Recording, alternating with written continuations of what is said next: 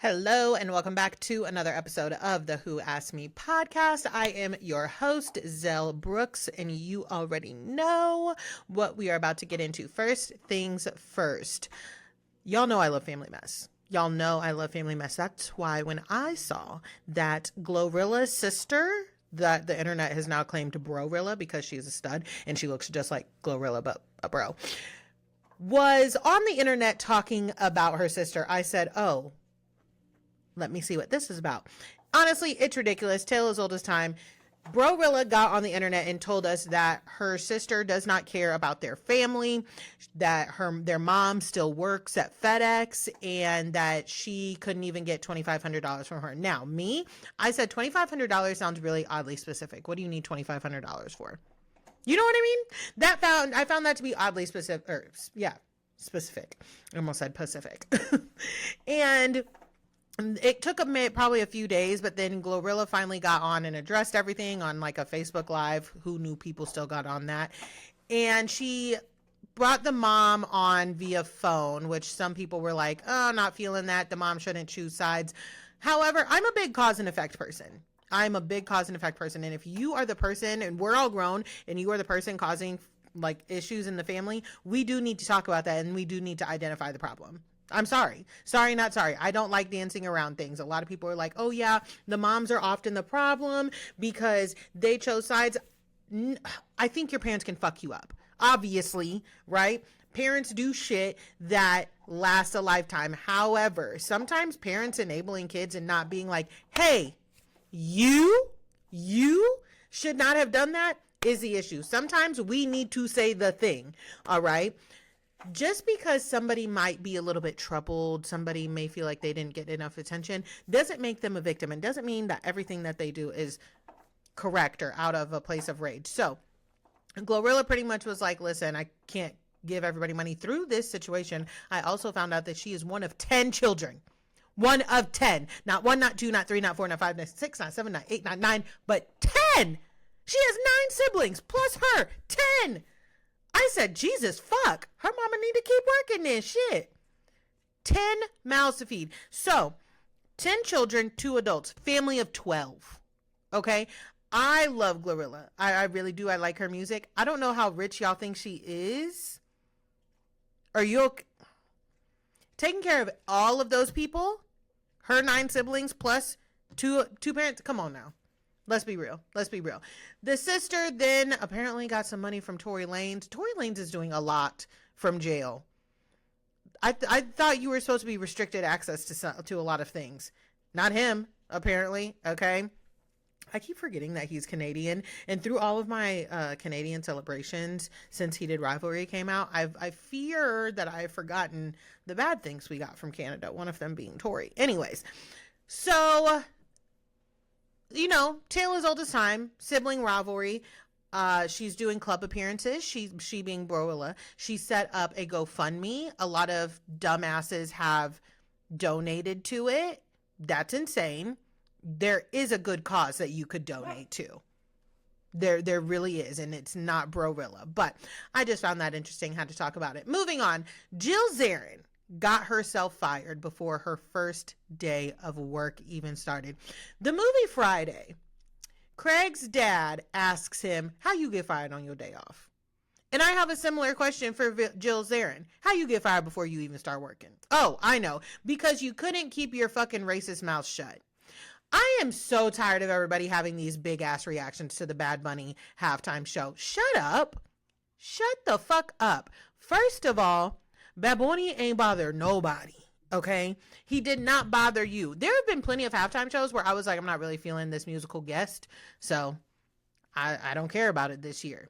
Just say that. Y'all are not this mad that man up there speaking Spanish. I refuse to believe it. I really, truly think that the hate is forced. It's forced, and it's forced because they want to dog whistle people because she has a new show coming up. Now, Zarin Fabrics said, oh no, immediately put a picture of her up on their Instagram with the red X emoji on top of it and said, we don't co-sign, we don't agree with her, and she ain't been a part of this business in years. I said, oh, that's embarrassing. funny. And apparently her stepson was on Reddit doing a Ask Me Anything, spilling all of the tea, calling her a terrible woman. I guess she's being replaced with Dorinda. Okay. Also, Taylor Armstrong was speaking out about how much she despised the Bad Bunny halftime show. She didn't get fired though because she doesn't have a job to get fired from. Yeah. And then Bethany did the old bait and switch where she posted something, then deleted it because she saw that what she said was not going to be received well, and then posted something not supporting it, but kind of soft supporting it because she learned her lesson. But don't worry, Bethany. People screenshotted it and we saw it. It's just one of those things, you know? We lost Dawson Leary this week. James Vanderbeek unfortunately passed away. Very, very sad.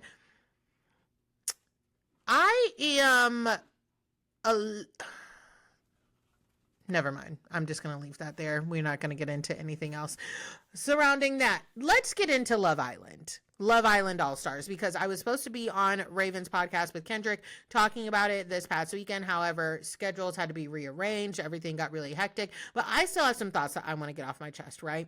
I am very, very, very, very, very fucking annoyed with the Lucinda support. I really am. It's so clear that Lucinda is a producer pet. She was on like 3 Love Islands within the span of a year. She just won Love Island Games, which I was very annoyed by. Very, very annoyed. And now she's here on All Stars, okay? She takes Sean, who was with Belle. It was very sneaky, very grimy. No one liked it. She pissed off Sammy in the midst of that. She's pissing everybody off, okay? Lucinda does a lot of shit, and she's not a girl's girl, and I really hate to even say that. But this thing always happens with Lucinda where she comes in, shows her true colors, shows that she's a producer player. She doesn't care. And that's part of the issue. She cares about making a good show. And much like I say about this Real Housewives of Salt Lake City, it's good for a viewer wise, but it's not good for like the people that you are actually on the show with that you're going to secure friendships.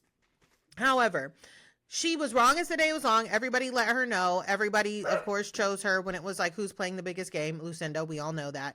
And she was crying. And now it's like, oh, everybody's bullying her. Everybody's bullying her. I'm sorry. Are y'all taking the fucking piss out of me? Are y'all taking the fucking piss out of me? I'm so sorry. The UK really, really makes my ass itch sometimes with their like polite politics is what I should call it. There are some things that happen and it's just not nice. It's just not nice. Somebody can be wrong as the day is long, but as soon as more than 3 people take up an issue with them, they're like, oh, that's not nice. You can't do that. You can't do that. No pylon, no pylon. Even though this person is raining terror over the villa. Now, let me be very fucking clear. Lucinda was so excited when Belle started going for Scott because she was like, finally, I have something that I can get on Belle for. Do I agree with Belle going for Scott? No, I don't. I do think it was grimy, especially for somebody who was hoopling and hollering about what Lucinda did to her. Okay, got it.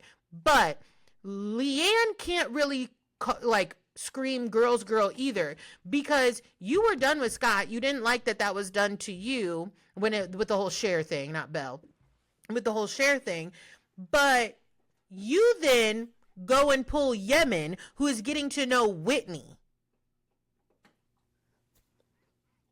Not to quote Whitney, but you lot are morally fucked, okay? Like, what are we doing? This is like the most dramatic. It's really entertaining, but it is also the most dramatic All-Stars we've seen in a while. I have not watched something where I cannot firmly stand on anybody's side. The only side that I actually kind of low-key firmly stand on, I guess, is Whitney's, because Whitney is always going to be honest. I don't think that I don't love her friendship with Scott just for the Scott aspect. I don't like Scott. Y'all know this.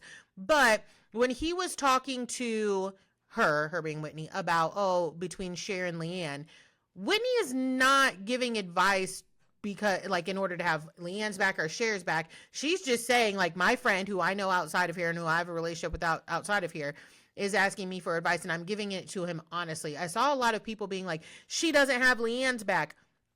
In this case, it's not to have anybody's back. Like, whether she said do Leanne, like go with Leanne or not, Scott is the one that is like, oh, I'm torn between Leanne and Cher. Speaking of Cher, oh my God, what is wrong with that girl? Again, I'm with Whitney. She keeps saying things like, my life is so great out of here. My life is so great out of here. Cher, I barely remember you. And I'm not saying because I remember Cher, whether or not I remember Cher, her life is great or not. Her life could be great. But what I do know is somebody who has to keep reminding us, my life is so amazing outside of here. My life is so amazing outside of here. Is it? Is it? Is it, babe? Like, I do think that Cher has a problem with not being chosen over Leanne. I just really do. Call it the America. I see some things as an American, and she's also an American. Okay. And then her whole, like, I don't know, that whole thing with Whitney, you're like, charge it, charge it, charge it, charge it. Okay. Well, as tired of you are as hearing her say, charge it, she's tired of you hearing you say, my life is so great out of here. So it sounds like both of you are broken records. It sounds like both of you are broken records. What, like, what? What? Like, the moment she stepped in, she was like, everything's like so great. Like, we could just like be out of here. And I love like my life. And like, girl, shut up. I'm so sorry. Be quiet. I think that she came over here. She thought she was going to be a hot commodity with the British boys. And then when it kind of didn't work out like that, she's with Jack, how is Jack still even here? I forgot that man was here. And how he's here is beyond me. I'm sorry. I don't know how Belle is here either, if I'm being quite honest. I don't know how we didn't kick enough people off. They don't do enough dumpings in All Stars. I'll say that right now. Enough people have not gone home. I think only 4 people have gone home, I feel like. I don't know, whatever. But the way that the tides have turned on Lucinda and everybody's like, oh, poor Lucinda, poor Lucinda. Enough! Enough! Are y'all taking the fucking piss out of me?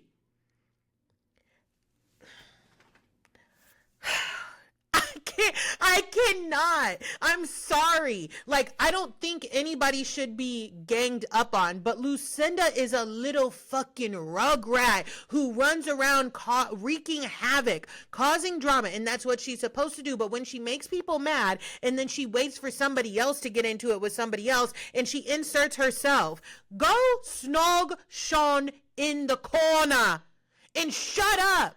But no, she's got to get her camera time in. I do agree with Belle there. It's PR. It's all about PR. Does Belle...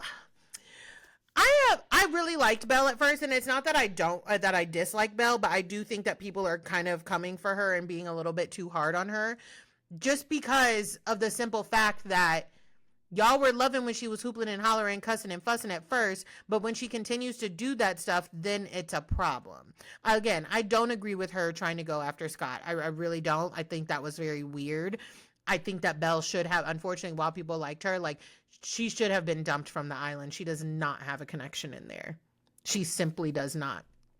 And as far as Lucinda laughing in her face, you're laughing in somebody's face, and don't get me wrong, I'd laugh in somebody's face too, but I'm not going to laugh in somebody's face and then be like, what's wrong with you? Why are you so mean to me? No, if I'm going to laugh in your face, I'm going to have some fucking balls and do it and be like, I'm laughing in your face because you're fucking hoopling and hollering. I don't give a fuck. You're not going to make me, I'm not going to start run off and start crying and making people feel bad for me.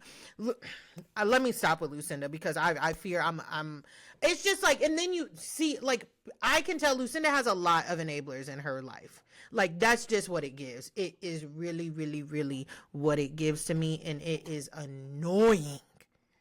It is annoying. All right? They need to send them people home. This was a very entertaining Love Island All-Star season. They need to send those people home. They're so all tired of each other. It's enough. It's enough. And I'm tired. I don't want to see Lucinda again. I do not, because this, and I said this online somewhere, when you keep bringing one islander back in such a short amount of time, it gives that it's a producer plan, and Lucinda's not looking for love. She's looking for camera time. I don't know who she owes money to. I don't know what business she's trying to start up, but it's giving that she just wants to collect money. And while we all know, like the the story of reality TV has very much so changed. We know that these people are making a career out of this. They're doing these shows that they can continue to be in the spotlight and get money and like further their brands and stuff like that. Fine, cool. I'm not hating on that.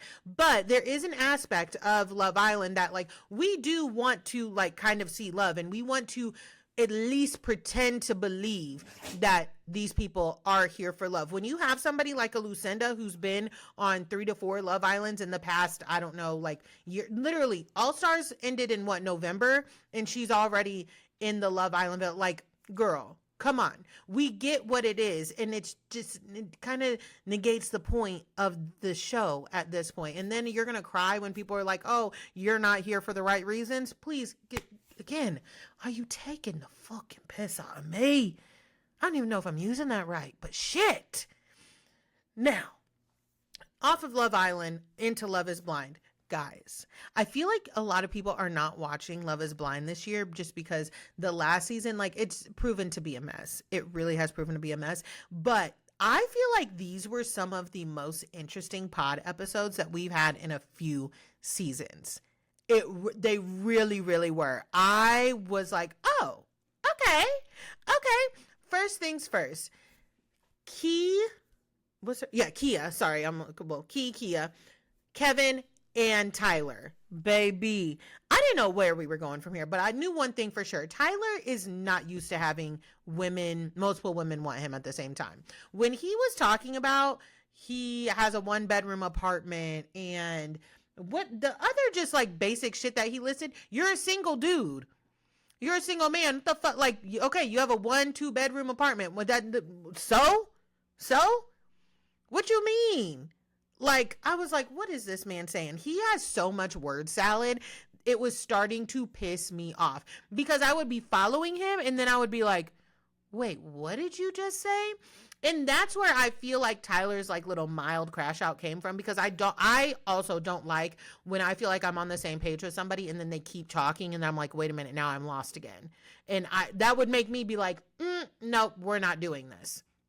We are not doing this. He was very in on Tyler. And then it seemed like, and because I know that there's editing here, it seemed like he had one conversation with Kia and then it was like, oh, this person. And I feel like that's probably how it felt to Tyler. And so, yeah, I get it. But were there no other men I don't know. I do know that I've gotten like 3 of them white men confused with one another. Don't ask me their names either. Do not ask me their names, because I was like, is that the one? No, that's the one. No, that's the one.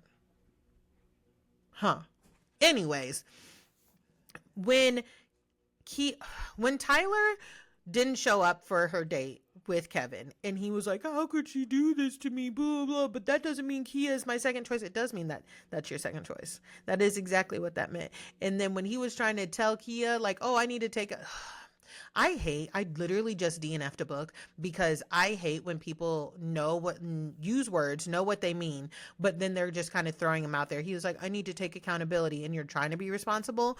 But sir, when he told Kia, you're not my second choice, I told Tyler that I wanted to be with her, she said, you know what, let me stop you there.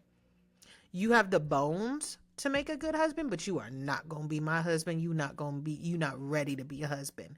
I damn near stood up out my seat and started clapping, especially because she did it with such grace and truly kindness. Because I don't think that Kevin's a bad guy. I don't think that he was trying to play. I don't think he's a piece of shit. I'm not interested in dragging Kevin. It's just so clear that he's not used to having 2 baddies argue over him, right? When she gave that little speech, she was like, I chose me. I was like, there you go, girl. There you go. And my only thing with Tyler is kind of similar in Love Island when people start dating and they want answers right away. And they're like, oh, you have other options, et cetera, et cetera. We are in this experiment. We are in this show where it is normal to date and talk to other people. So their options are open. Just because your options are maybe closed or not as wide as theirs, it doesn't mean that they are like playing around. Of course, in the real world, we would be like, yeah, don't talk to that motherfucker, but it's different here. Now, on to Vic and is her name Christina? The interracial couple, the black guy and the white girl. I've said this online. Again, I'm going to have to see how her family reacts before I can give my full opinions on them. They do seem to really, really love each other. My friend had a really, really good theory to why Vic and Christina did not go to Malibu with somebody else. I thought it was because somebody didn't have a passport. I was like, oh, somebody clearly ain't got a passport. But to me, I said then they should have had everybody go to Malibu. But my friend said that she thinks that Vic and Christina were never, like, they got engaged, but we were never supposed to really see their story. And then when everything happened with Kevin, Tyler, and Kia, they were like, oh shit, we don't have no black people. And I believe it, that they were like, oh shit, we don't have not nary black people. And so that's when they were like, let's actually follow Vic and Christina, whatever her name is. I said, that makes sense. But again, I just don't like that one couple is all on their own, because when everybody comes together, you really see how everybody reacts with the people that they were making connections with. And I know that we didn't see Vic or Christina have another connection, but I still want to see them interact with other people. The Breezy Bree girl, listen, I'm just going to be so honest here. White girls who are like, my name's Breezy, my name's like any type of, I'm very about, because girl, what? And then I think she was like, oh, my dad's G-Man. I'm like, it's giving, I got number one at hip hop class, but there's no people of color in my hip hop class. Like, you know what I mean? I was just like, okay, she talks a lot. Yeah. And I could see where she's a good time, right? I could really see where she's a good time. Nice girl, good friend to have probably. I'm just like, oh boy. All right. Emma, my love, how did you get on the show? Well, I know how you got on the show because they saw you and were like, this is going to be TV gold, but you should have gone to therapy. Therapy was right there.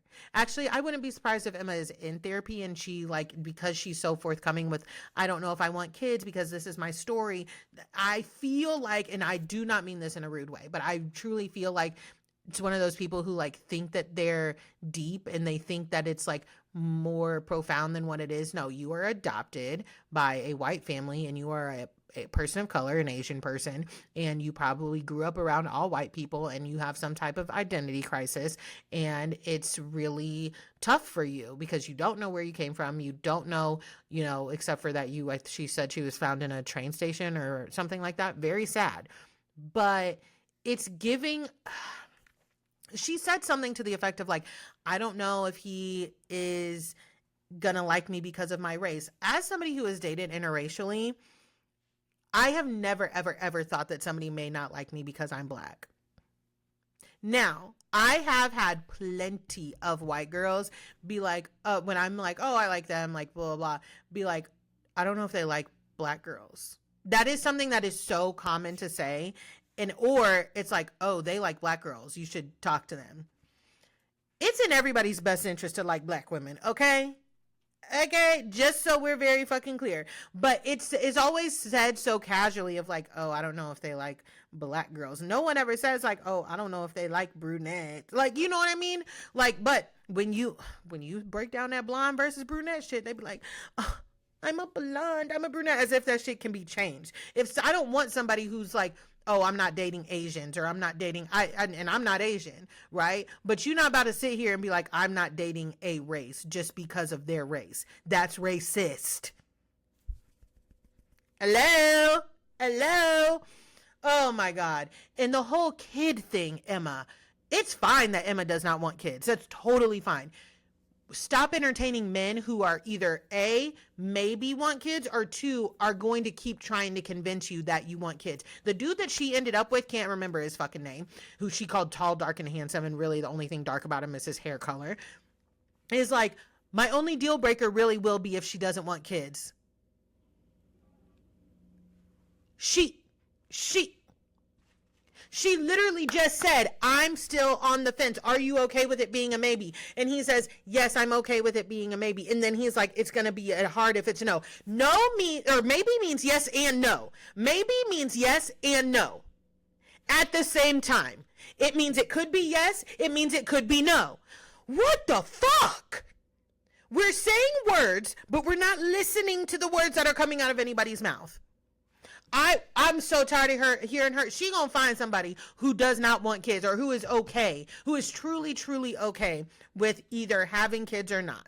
She really is. But getting with somebody, as a person who's on the fence about kids, getting with somebody who absolutely wants kids is a fucking mistake. The older I get, the more I realize this. I know a couple couples who one of them does not want kids and the other very much so wants kids, and they keep being with each other. And I'm like, if you're listening to this, you can't see all of my hand motions in my face right now, but please, people need to be honest. They need to be honest with one another. This person could be the love of your life. It could be great sex, all of that stuff. But if in your heart, you two fundamentally, it wouldn't be fun. Would kids be fundamentals? You two want different outcomes in life. Completely different outcomes. You are not compatible. It is irresponsible to keep messing around and being together. Wanting kids and not wanting kids is such a big thing. It's not like I like red furniture and he likes blue furniture. I like a more neutral house. They like a more maximalist house. That's not that. It's children. My God. Y'all, we gotta be real. It's seriously, the older I get and living more life, being divorced, all of those things, it is probably one of the things that I cannot fucking stand, that people are like, yeah, we're on different pages about that, but we're gonna keep being together. Shut the fuck up. Don't piss me off. Okay? It's so serious. Do not piss me the fuck off at all. Who else? I don't really know any of the other couples. I know there was the girl that was like Barbie and Ken. That dude, Mr. I could have gone pro, he was very annoying to me. He said something to the effect of like, a lot of girls like choose professional athletes and then he's not playing sports anymore and she doesn't necessarily look how she used to. I was like, what the fuck are you talking about? What are you saying? Oh, my friends left me to go play soccer on draft day when I was injured. And it's like, you're not really my friend. What? Maybe I blanked out and I missed half of that, but I was like, what the fuck is this dude talking about? You gotta be fucking kidding me right now. But I am very interested in this season. I'm really excited to see where it goes. Next things next. Let's get into industry really quickly because I am finally in season 4. I'm not caught up in real time to everybody, but I am on season 4. I am so sad that my Robert is no longer on this show. I got probably like 3 episodes in and I texted Kendrick and I said, where's Robert? And he was like, oh baby, he done. Done? What? This is my little baby. I'm very upset by that, okay? I am loving where Yaz and Harper's friendship is because they can get into these little tiffs and then they're still inviting each other places, and I love that. Yaz's aunt, baby, at her husband at Henry's party, getting down with Otto. I said, oh, super freaky family, okay? Yaz's family, super freaky family. I said, oh my God.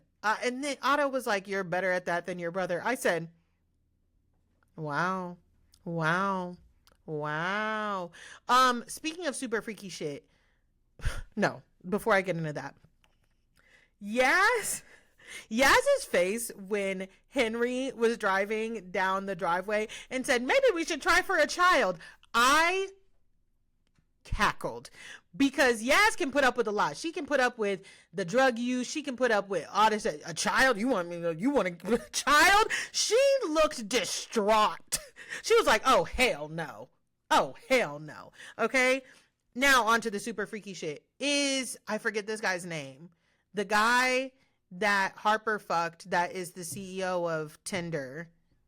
or no, Henry's technically the CEO of Tinder. The guy, the owner of Tinder, who fired his best friend, and he had, Harper put the dildo on. Are him and Henry gonna? Are they gonna?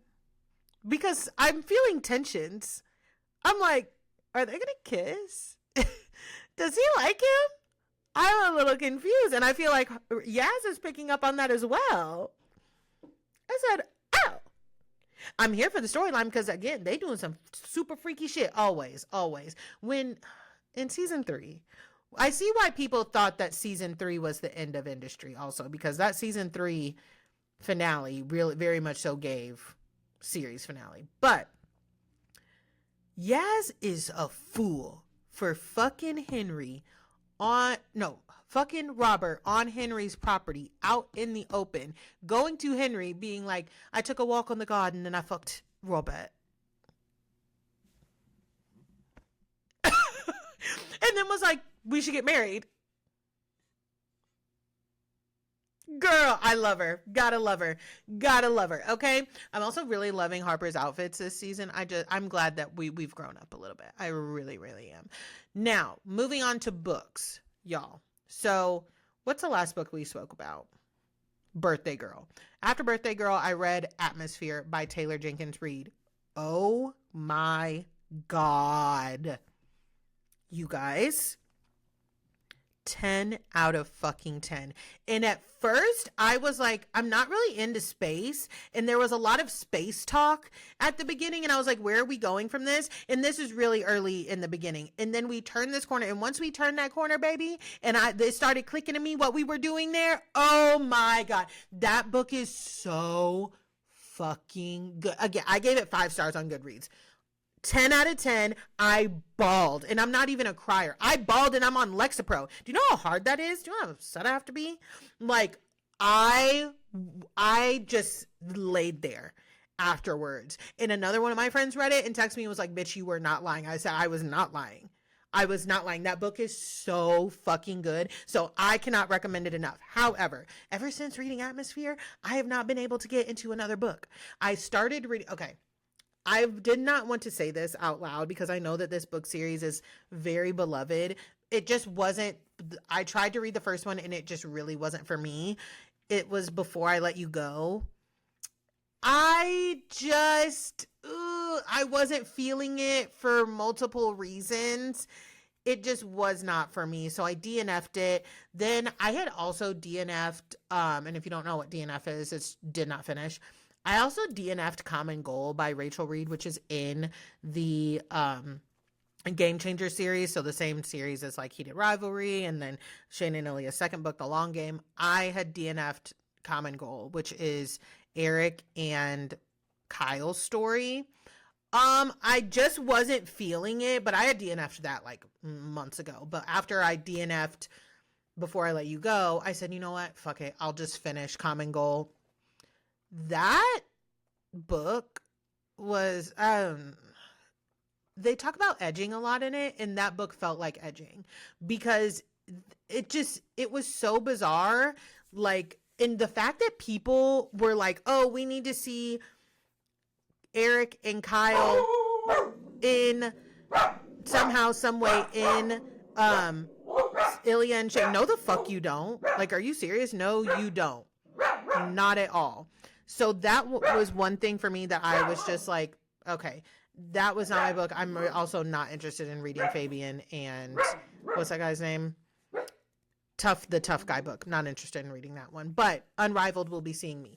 Anyways, since finishing Atmosphere though, I just really have not found another book that I have super into. I've had people like recommend things to me, but I'm not there yet. So I'm going to keep looking because I need something. I need another book to get into, but I'm just in a rut. But that's going to be it for this episode. Of course, don't forget to let me know all of your thoughts on anything discussed this week. If you're on YouTube, drop down in the comments, join the conversation. Also on Spotify and in Apple as well. And I will talk to y'all next week. Bye.